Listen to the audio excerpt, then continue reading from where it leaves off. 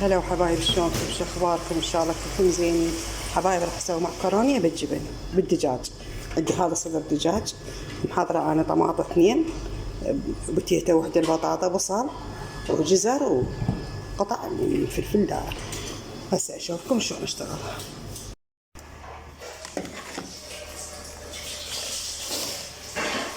طبعا هاي معكرونه وهاي المواد حضرتها، وهذا صدر الدجاج على النار.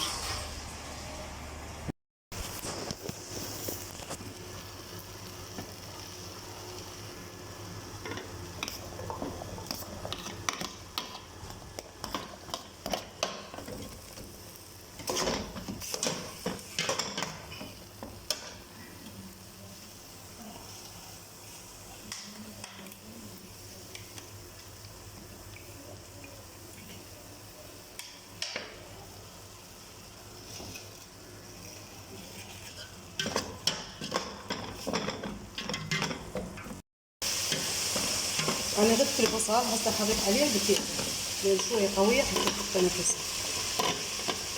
تستوي. هاي البتيتا والبصل. هنا أنا محضرة مجموعة من البهارات وياها ملح.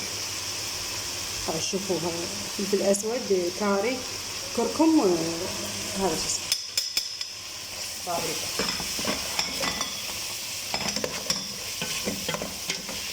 هسه حضيف الفلفل، طبعا الفلفل داره بارد، وجزر. آخر شي طماطم لأن تأتي الفل. مثل ما شفتوا نزلت المواد.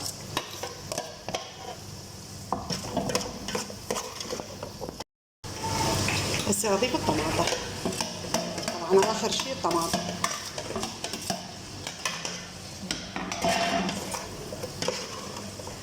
ما أريد هالطماطم حيل تغدر وياه، شي قليل.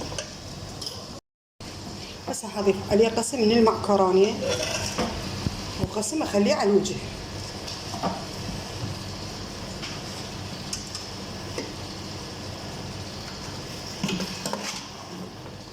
حمسها وياه.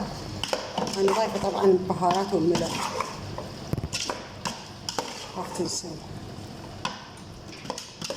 شوية، خليها تتحمس وياه تاخذ طعم. هذا عندي بايركس، حط لي قليل زيت.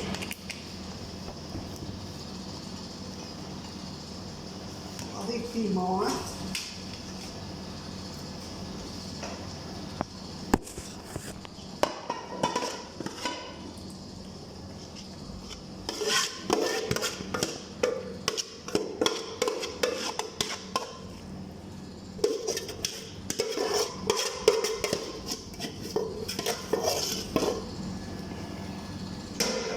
هاي المواد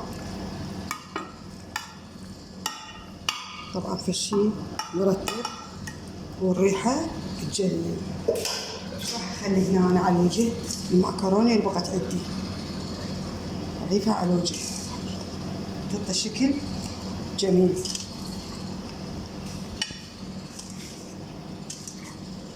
وهاي شوية رموز.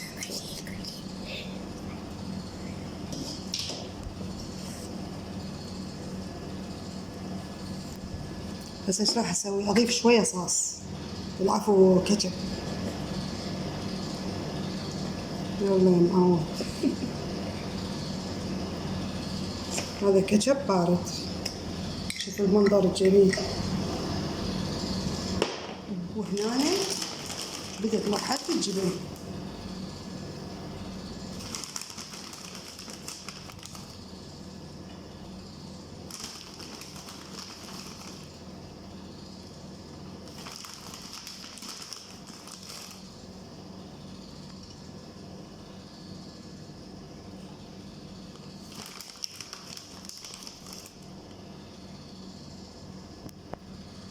هسه حخليها بالفرن.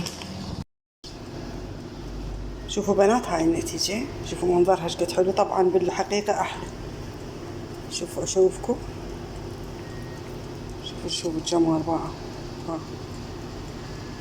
ان شاء الله يا رب يعجبكم هذا الفيديو حبايب قلبي.